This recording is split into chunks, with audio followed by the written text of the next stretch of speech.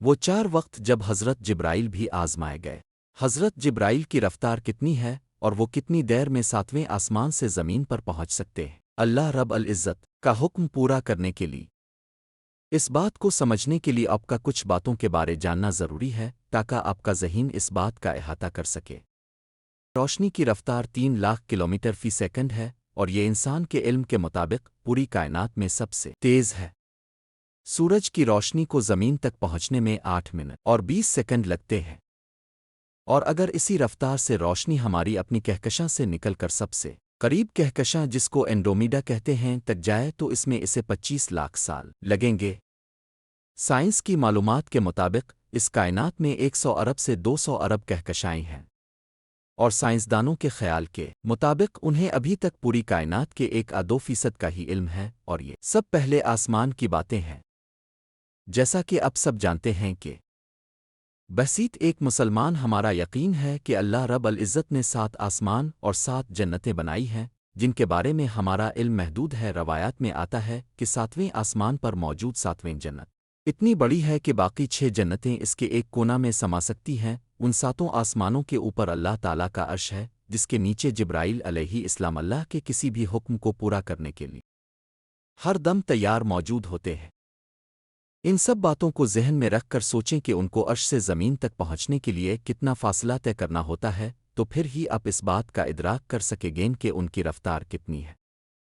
ایک دن حضور اکرم صلی اللہ علیہ وآلہ وسلم نے جبرائیل علیہ السلام سے پوچھا، اے جبرائیل، کبھی ایسا بھی ہوا ہے کہ آپ کو آسمان سے زمین پر نہایت عجلت اور برق رفتاری اور نہایت مشقت کے ساتھ فوراً زمین پر اترنا پڑا؟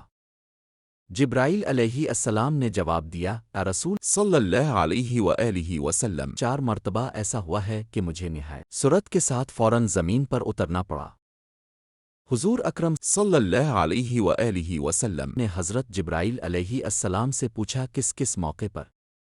جبرائیل علیہ السلام نے عرض کی، اے اللہ کے رسول، پہلی مرتبہ جب حضرت ابراہیم علیہ السلام کو آگ میں ڈالا گیا تو میں اس وقت عرش الہی کے نیچے مقام صدر المنتہی پر تھا۔ مجھے حکم ہوا کہ جبرائیل میرے خلیل کے آگ میں پہنچنے سے پہلے فوراً میرے خلیل کے پاس پہنچو۔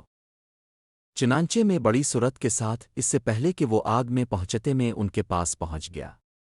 دوسری بار جب حضرت اسماعیل علیہ السلام کی گردن مبارک پر حضرت ابراہیم علیہ السلام نے اللہ کی طرف سے آزمائے جانے کے موقع پر انہیں ذبح کرنے کی خاطر چھری رکھی ہوئی تھی تو مجھے حکم ہوا کہ چھری چلنے سے پہلے ہی زمین پر پہنچو اور چھری کو الٹا کر دو۔ چنانچہ میں چھری چلنے سے پہلے ہی زمین پر پہنچ گیا اور چھری کو چلنے نہ دیا۔ تیسری مرتبہ جب حضرت یوسف علیہ السلام کو ان کے بھائیوں نے کنویں میں گرایا تو مجھے رب تعالیٰ کا حکم ہوا کہ میں یوسف علیہ السلام کو کنویں کی تہ تک پہنچنے سے پہلے ان تک پہنچوں اور کنویں کی تہ پر گرنے سے قبل ہی انہیں اپنے پروں پر اٹھا کر کنویں کی تہ میں موجود ایک پتھر پر بٹھا دوں۔ چوتھی مرتبہ آ رسول صلی اللہ علیہ وآلہ وسلم جب کافروں نے حضور صلی اللہ علیہ وآلہ وسلم کے دندان مبارک کو شہید کیا تو مجھے حکم ہوا کہ جبرائیل فوراً زمین پر پہنچو اور میرے محبوب کے دندان مبارک کا خون زمین پر گرنے نہ دینا۔ زمین پر گرنے سے پہلے ہی وہ خون اپنے ہاتھوں پر لے لوں، اور اے جبرائیل، اگر میرے محبوب کا خون زمین پر گر گیا تو قیامت تک زمین سے نہ کوئی سبزی اگے گی نہ کوئی درخت۔